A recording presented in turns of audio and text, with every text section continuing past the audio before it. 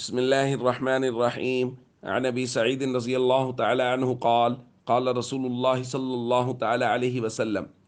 إن الناس لكم تبع،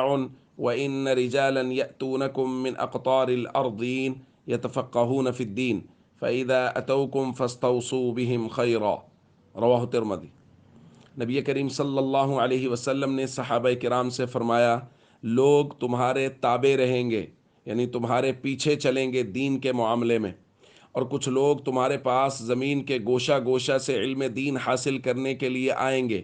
تو جب وہ تمہارے پاس آئیں تو ان کے ساتھ بھلائی کرنا۔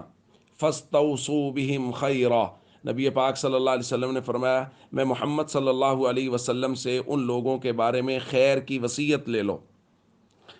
دوستو، وہ لوگ جو علم دین حاصل کرنے کے لیے، دین میں تفقہ اور سمجھ حاصل کرنے کے لیے مختلف کونوں سے سفر کر کے آتے ہیں، یہ وہ لوگ ہیں جو مدارس کے اندر ہیں، جو دین حاصل کرنے کے لیے، دین کا علم حاصل کرنے کے لیے مدارس میں سفر کر کے پہنچتے ہیں، اور نبی کریم صلی اللہ علیہ وسلم نے خود ان کے بارے میں خیر کی وصیت کی ہے۔ اور حضرت ابو سعید رضی اللہ تعالیٰ عنہ کے شاگرد فرماتے ہیں کہ جب ہم حضرت ابو سعید رضی اللہ تعالیٰ عنہ کے پاس آتے تو وہ فرماتے، مرحبا بوصیت رسول اللہ صلی اللہ علیہ وسلم، حضور کی وصیت کے مطابق میں تمہیں خوش آمدید کہتا ہوں کہ حضور نے تمہارے بارے میں خیر اور بھلائی کی وصیت کی تھی۔ تو دوستو، ہمارا زکوٰۃ کا بیان چل رہا ہے۔ یہ وہ طبقہ ہے، مدارس اور مساجد، مدارس میں پڑھنے والے لوگ یا جو صحیح کام کرنے والے لوگ ہیں، ان کے بارے میں اللہ کے نبی صلی اللہ علیہ وسلم نے خود خیر کی وصیت فرمائی ہے کہ ان کے ساتھ اچھا بھلائی کا سلوک کرنا۔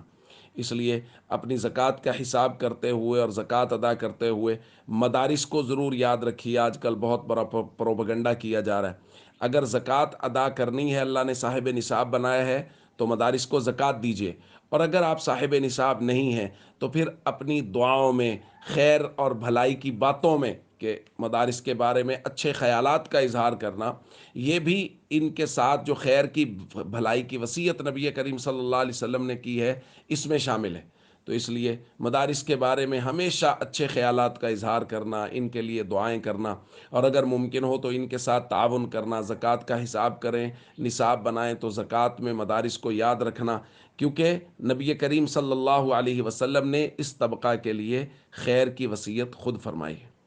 السلام علیکم ورحمۃ اللہ وبرکاتہ۔